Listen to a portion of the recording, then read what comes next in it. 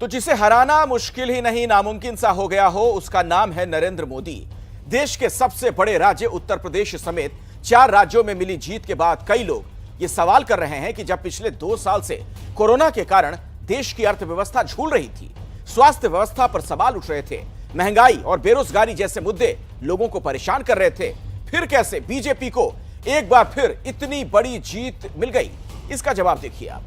जब जीत बड़ी हो तो जश्न भी बड़ा होता है, लेकिन एक जीत के जश्न से अगली जीत का रास्ता कैसे बनाया जाता है वो इन तस्वीरों से समझिए। अहमदाबाद में प्रधानमंत्री मोदी का काफिला जैसे ही बीजेपी दफ्तर के करीब पहुंचा, कुछ इस अंदाज में उन पर फूलों की बारिश की गई। प्रधानमंत्री मोदी के इस भव्य स्वागत की शुरुआत अहमदाबाद एयरपोर्ट से ही हो गई थी।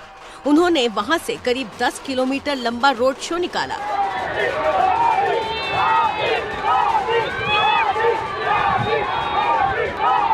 प्रधानमंत्री मोदी का ये मेगा रोड शो दरअसल 4 राज्यों में मिली जीत का जश्न है। लेकिन एक बड़ा सवाल ये है कि 4 राज्यों में मिली जीत के बाद जश्न गुजरात में क्यों? क्या वजह है कि 5 राज्यों के चुनाव के नतीजे आने के 24 घंटे के भीतर प्रधानमंत्री मोदी गुजरात पहुंच गए? इसका सीधा सा जवाब है कि अब चुनाव गुजरात में होने। लेकिन बात सिर्फ इतनी सी नहीं है। दरअसल 4 राज्यों की जीत का जश्न गुजरात में इसलिए भी मनाया जा रहा है क्योंकि प्रधानमंत्री मोदी और उनकी टीम अथक मेहनत बिना रुके करने का माद्दा रखती है। और ये उस सवाल का भी जवाब है जिसमें अक्सर पूछा जाता है कि आखिर 8 साल बाद ब्रांड मोदी क्यों बरकरार है? प्रधानमंत्री बनने से पहले गुजरात मोदी की कर्मभूमि रही है। इसीलिए जब इतनी बड़ी जीत के बाद वो सीधे गुजरात में अपने लोगों के बीच पहुंच जाते हैं तो ये संदेश देते हैं कि मोदी लोगों से अपना रिश्ता कभी भूलते नहीं।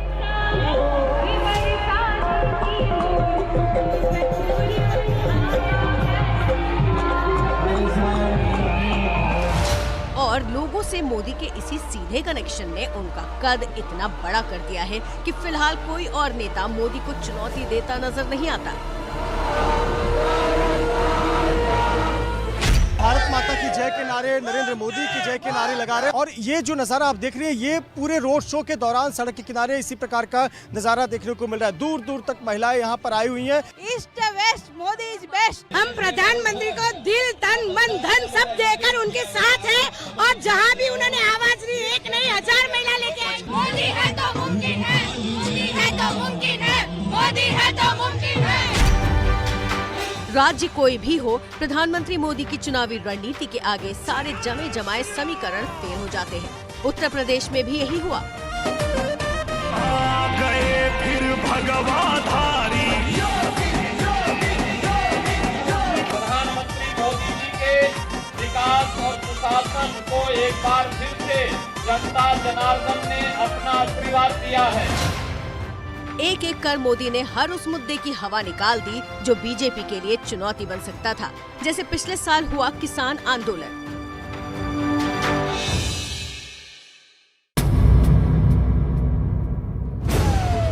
जब सब ये मानकर चल रहे थे कि नए कृषि कानूनों को लेकर किसानों का गुस्सा बीजेपी को भारी पड़ सकता है, जब किसान झुकने को तैयार नहीं थे और यूपी का चुनाव सिर पर आ गया, तो प्रधानमंत्री मोदी ने 2 कदम पीछे लेते हुए कृषि कानूनों को वापस लेने का ऐलान कर दिया।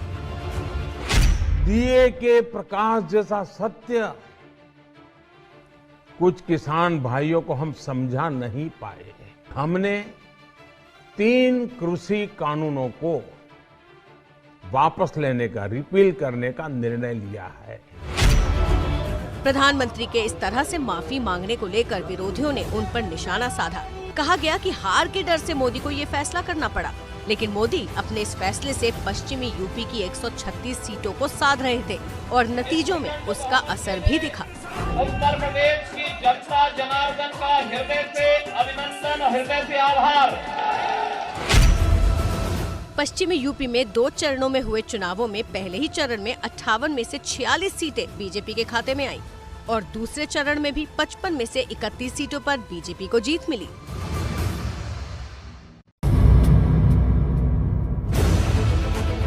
कहा यह भी जा रहा था कि कोरोना की दूसरी लहर के वक्त यूपी में जो हालात थे, बीजेपी को उसका खामियाजा भुगतना पड़ेगा।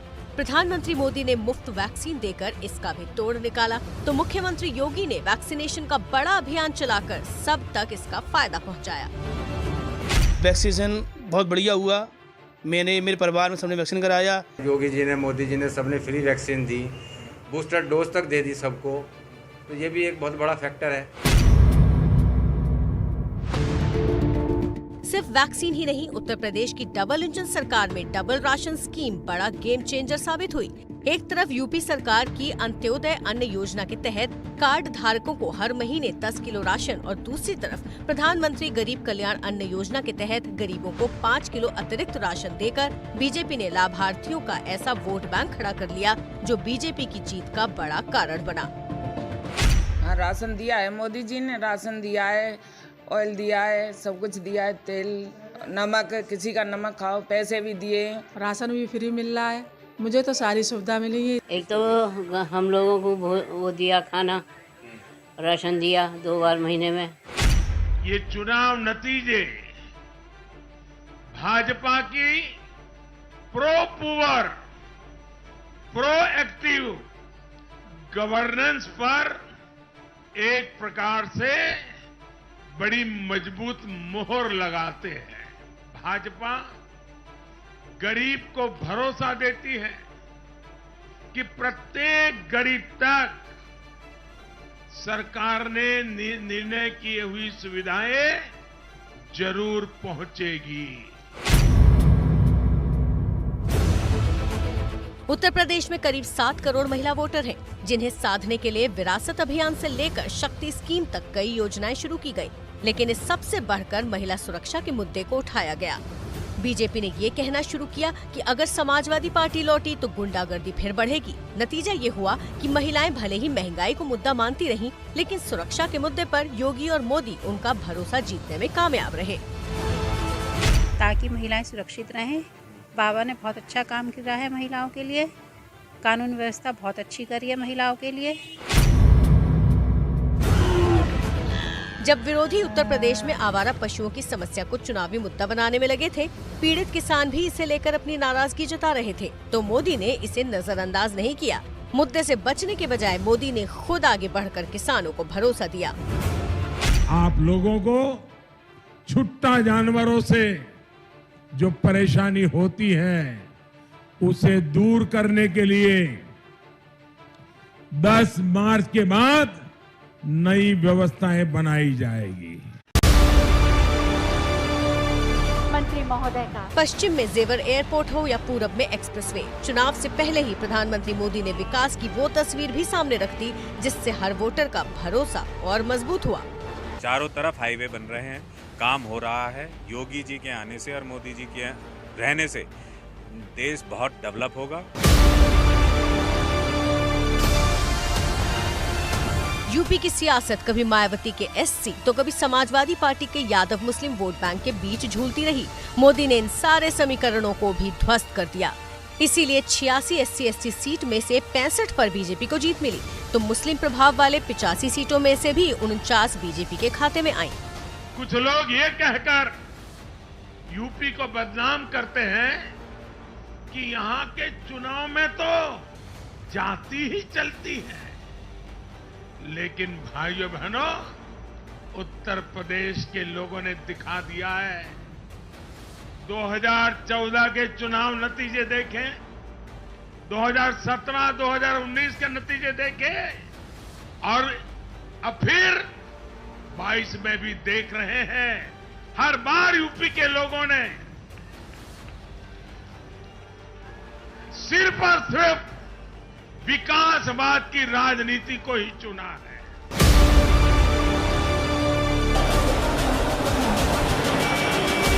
चुनाव के आखिरी चरण में मोदी खुद वाराणसी पहुंच गए। भव्य रोड शो और जगह जगह पर लोगों के बीच पहुंचकर मोदी ने एक बार फिर लोगों से अपना सीधा कनेक्शन दिखाते हुए विरोधियों के हौसले पस्त किए, और इसी का नतीजा था कि अखिलेश के पूरा जोर लगाने के बाद भी पूर्वांचल की 130 में से 77 सीटें बीजेपी के खाते में आ गई। विकास के साथ हिंदुत्व की डोज भी जारी रही। अयोध्या में राम मंदिर का निर्माण शुरू होना बीजेपी की जीत का एक बड़ा कारण बना। जितने पहले के जो चीज़ें थी जो अटकी पड़ी थी, शायद हमारे भाजपा राज में ही ये सक्सेसफुल हो चुकी हैं, जिसमें कि अयोध्या मंदिर भी हमारा बन के आया है। अखिलेश यादव हो, जयंत चौधरी हो या प्रियंका गांधी, यूपी में बीजेपी को चुनौती देने वाले इन सारे विपक्षी नेताओं को मोदी ने परिवारवाद के कटघरे में खड़ा करके जनता से उनका हिसाब करने के लिए कहा। खतरा है और खतरा मंडरा रहा है। ऐसे में यूक्रेन की तरफ से जो खबरें आ रही हैं उनसे ऐसा ही लग रहा है कि यह खतरा सिर्फ यूक्रेन, रूस या यूरोप का नहीं बल्कि पूरे विश्व को अपनी जद में ला सकता है। यह खतरा है जैविक और रासायनिक हथियारों का, जिसके बारे में रूस कह रहा है कि यूक्रेन बना रहा था और अमेरिका की मदद से बना रहा था। यूक्रेन की यह हालत, खंडहर बने शहर, लोगों की मौत, क्या यही था यूक्रेन? क्या यही था यूक्रेन जिसके बारे में रूस अब कह रहा है कि यहां जैविक और रासायनिक हथियारों पर काम हो रहा था? आखिर क्या काम हो रहा था जैविक और रासायनिक हथियारों पर? इसे लेकर रूस ने अभी तक कोई खुलासा नहीं किया है। रूस के इन दावों पर दुनिया यकीन करे उससे पहले ठोक बजा लेना जरूरी है, क्योंकि युद्ध काल में अफवाहें बहुत मायने रखती हैं। इराक पर भी अमेरिका ने रासायनिक हथियार रखने के आरोप लगाए थे, जो कि बाद में खोखले निकले। ऐसे में रूस अगर यूक्रेन को विश्व बिरादरी से अलग करने के लिए यह इल्जाम लगा रहा है तो उसका पता बहुत जल्द लोगों को चले।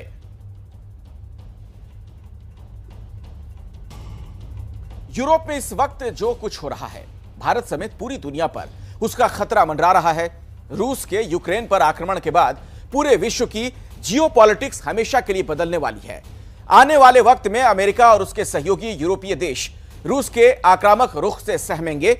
युद्ध की स्थितियां पैदा करने वाले विवाद पैदा होंगे, यूरोप में अशांति बढ़ेगी, अर्थव्यवस्था पर बुरा असर होगा और सामरिक हिसाब किताब गड़बड़ होगा।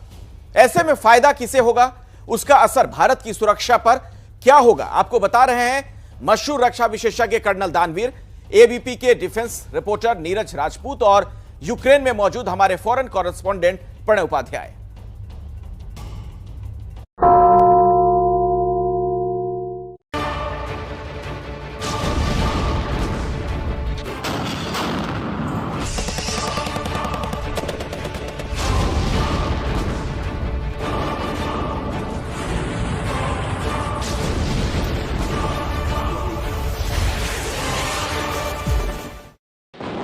विश्व में जंग का मैदान खुल चुका है।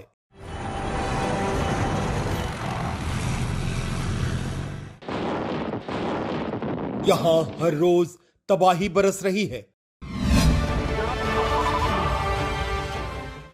मानवता सिसक रही है। घर बार छूट रहे हैं। यूक्रेन के आम लोग अमन चाहते हैं, अपने घरों में महफूज रहना चाहते हैं। उन्हें न नाटो की खेमेबाजी से कोई लेना देना है, न रूस में पुतिन की राजनीति से। जब भी कहीं जंग होती है, सबसे पहले इंसानियत घायल होती है। ऐसे में बड़े मुल्कों और उसके सियासतदानों की कोशिश होना चाहिए कि आग बुझाई जा सके। मगर बीते दिनों चीन और उसके राजनेताओं की तरफ से आए बयानों को लेकर बहुत सारे सवाल उठ रहे हैं। भारत, चीन और यूएई तीनों ने रूस के खिलाफ प्रस्ताव में अनुपस्थित रहकर अपनी अपनी सुविधा देखी, लेकिन इसमें से चीन इकलौता देश ऐसा निकला जिसने इस पूरे मामले में मौका देखा। वोटिंग में गैर हाजिर, लेकिन बाहर से रूस का समर्थन करता हुआ चीन बहुत दूर आगे निकल आया। और यही वजह है कि दुनिया इस पूरे घटनाक्रम में चीन की भूमिका को लेकर सशंकित दिखाई दे रही है। सबसे पहले सुन लीजिए चीनी प्रधानमंत्री ली केकियांग ने क्या कहा। यूक्रेन की वर्तमान स्थिति चिंताजनक है। इसको देखते हुए हमें रूस और यूक्रेन की सहायता करनी चाहिए ताकि वो बातचीत करें और समझौता करें। चीन के प्रधानमंत्री का ये बयान बेहद डिप्लोमेटिक है, लेकिन उनके विदेश मंत्री का रुख बेहद कड़ा और अमेरिका समेत भारत जैसे उसके सहयोगियों के खिलाफ है। चीनी विदेश मंत्री वांग यी ने कहा, मॉस्को के साथ चीन के रिश्ते दुनिया के सबसे महत्वपूर्ण द्विपक्षीय संबंधों में से एक हैं। इसके साथ ही उसने क्वाड और उत्तर कोरिया को लेकर अमेरिका पर निशाना साधा। क्वाड 4 देशों भारत, अमेरिका, जापान और ऑस्ट्रेलिया का सैनिक गठजोड़ है, जिसको लेकर चीन की भवें पहले से ही तनी हुई हैं। चीन इस कॉन्टेक्स्ट में कहता है कि जो आप क्वाड बना रहे हैं, क्वाड भी दरअसल नेटो जैसा ही है। और कहीं उसका मतलब जो मैं निकालता हूं वो ये है कि कहीं इसका मतलब ये तो नहीं कि भारत जैसे मुल्कों को वो चीन ये कह रहा हो कि भाई आप संभल के रहिएगा, कि देखिए कैसे ज़ेलेंस्की को मूर्ख बनाया इन लोगों ने, आप भी सावधान रहिएगा, कहीं ऐसा ना हो कि आपको मोहरा बनाकर ये चीन के खिलाफ भेड़ दे और खुद पीछे हट जाए। तो मेरे ख्याल से कहीं ना कहीं हमको ये चीज भी समझनी होगी कि अमेरिका का जिस तरीके से रोल रहा है, चाहे वो यूक्रेन के अंदर रहा हो, चाहे वो अफगानिस्तान के अंदर रहा हो, इनको गलत दिलासा दिलाते रहे और ऐन मौके पर इनका हाथ छिटक दिया, हाथ छोड़ दिया। तो उस कॉन्टेक्स्ट से अगर देखा जाए तो शायद चीन कहीं सच बोल रहा है। चीन भले ही हमारा परमानेंट पड़ोसी हो, लेकिन भारत के साथ अमन चैन से रहने की बात उसकी फितरत में नहीं। चीन इस वक्त भी हमारी सीमा पर तनाव बढ़ा रहा है। हमारी और उसकी सेना आमने सामने खड़ी है। ऐसे में यूक्रेन युद्ध के बाद विश्व की जो परिस्थितियां बदली हैं, उसको देखते हुए भारत को अपनी सुरक्षा और कूटनीति की फिक्र करने की जरूरत है, क्योंकि यही सबक है यूक्रेन युद्ध का भी। पहले कोरोना की महामारी और फिर यूक्रेन का युद्ध, इसने दुनिया को कई सबक दिए हैं। नसीहतें भारत के लिए भी हैं। खासतौर पर चीन और पाकिस्तान जैसे मुश्किल पड़ोसियों से घिरे भारत के लिए आत्मनिर्भरता का मंत्र बेहद जरूरी है। आत्मनिर्भरता सबसे महत्वपूर्ण हो जाती है हथियारों के क्षेत्र में। भारत ने मिसाइलों से लेकर स्वदेशी लड़ाकू विमान तेजस तक इसकी कोशिश जरूर की है, लेकिन इस नींव पर बुलंद इमारत खड़ी हो, ये और भी ज्यादा महत्वपूर्ण है। अगर हमने आगे आने वाले दशकों में अपने वजूद को, अपने देश को बचाना है, सुरक्षित रखना है, तो हम किसी और मुल्क के ऊपर हथियारों के मामले में डिपेंडेंट नहीं रह सकते। हमें आत्मनिर्भरता के अलावा हमारे पास और कोई चारा नहीं है। देखिए, चीन के मामले में भारत को ना अमेरिका पर भरोसा करना चाहिए, ना रूस पर अंधविश्वास। दरअसल दुनिया में जिस तरह की स्थितियां बन रही हैं, उसमें हर देश को अपनी सुरक्षा खुद करने की जरूरत होगी। चीन अगर भारत पर हमला करने की जरूरत करता है, उसे जवाब देने के लिए हमें यूक्रेन की तरह यह गुहार लगाने की जरूरत नहीं पड़नी चाहिए कि ये देश वो देश हमें हथियार दें, हमारी मदद करें। भारत को अपनी मदद खुद करनी होगी और इसमें भारत बहुत तेजी के साथ आगे बढ़ भी रहा है। आप पूछेंगे कैसे? देखिए रिपोर्ट।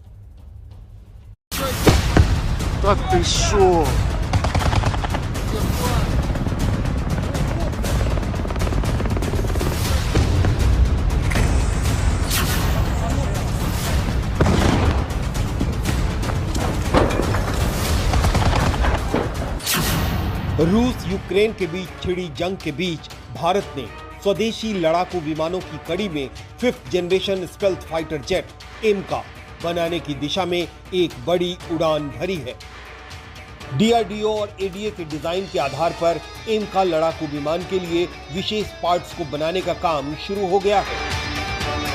रडार की पकड़ में नहीं आने वाले स्टेल्थ फाइटर जेट बनाने की दिशा में ये कदम मील का पत्थर कहा जा सकता है। भारत के 5वीं श्रेणी के स्वदेशी फाइटर जेट को एमका यानी एडवांस मीडियम कॉम्बैट एयरक्राफ्ट नाम दिया गया है। पिछले साल यानी फरवरी 2021 में भारत ने एरो इंडिया शो के दौरान पहली बार एमका का डिजाइन और मॉडल दुनिया के सामने पेश किया था। लड़ाकू विमानों के डिजाइन तैयार करने वाली एजेंसी यानी आडा, एरोस्पेस डेवलपमेंट एजेंसी और डीआरडीओ ने मिलकर इसका डिजाइन और मॉडल तैयार किया है। खास बात यह है कि ये भारत का खुद का पहला ट्विन इंजन यानी कि 2 इंजन वाला स्वदेशी फाइटर जेट होगा और इसकी स्टील फीचर के चलते दुश्मन की रडार को भी इसे पकड़ने में काफी मुश्किल का सामना करना होगा। भारत अगर एमका बनाने में कामयाब हो जाता है तो अमेरिका, रूस और चीन सहित उन चुनिंदा देशों की श्रेणी में शामिल हो जाएगा जिनके पास 5वें जनरेशन के लड़ाकू विमान बनाने की क्षमता होगी। एमका जो है 5th जनरेशन फाइटर एयरक्राफ्ट होगा और इसके अंदर 6th जनरेशन टेक्नोलॉजीज भी होंगी। तो ये बहुत ही आला दर्जे का और दुनिया का बेहतरीन जदीद तरीन एक फाइटर एयरक्राफ्ट होगा और ऐसा होने से आप ये कह सकते हैं कि भारत एक तरीके से फाइटर जेट टेक्नोलॉजी के मामले में आत्मनिर्भर हो जाएगा। हाल ही में थल सेना प्रमुख जनरल एमएम नरवणे ने यूक्रेन युद्ध से सीख लेते हुए स्वदेशी हथियारों के निर्माण पर जोर देने की बात कही थी। दरअसल स्टील्थ फाइटर जेट की बॉडी यानी ढांचा एक खास तरह की मटेरियल से बना होता है जो कि दुश्मन की रडार से निकलने वाली तरंगों को ऑब्जर्व कर लेता है और फिर दुश्मन की रडार को ये वापस तरंगे नहीं जाने देता है, जिसके चलते दुश्मन की रडार इन तरह के स्टील्थ फाइटर जेट्स को डिटेक्ट यानी पकड़ नहीं पाती हैं। भारत के पास अगर इस तरह के स्टील्थ फाइटर जेट होते हैं तो चीन के लिए ये एक बड़ा डिटरेंस का काम कर सकते हैं।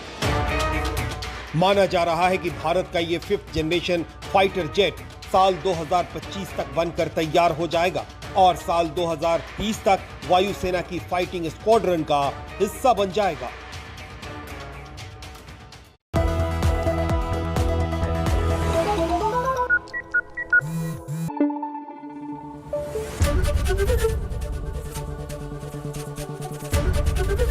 एबीपी न्यूज आपको रखे आगे।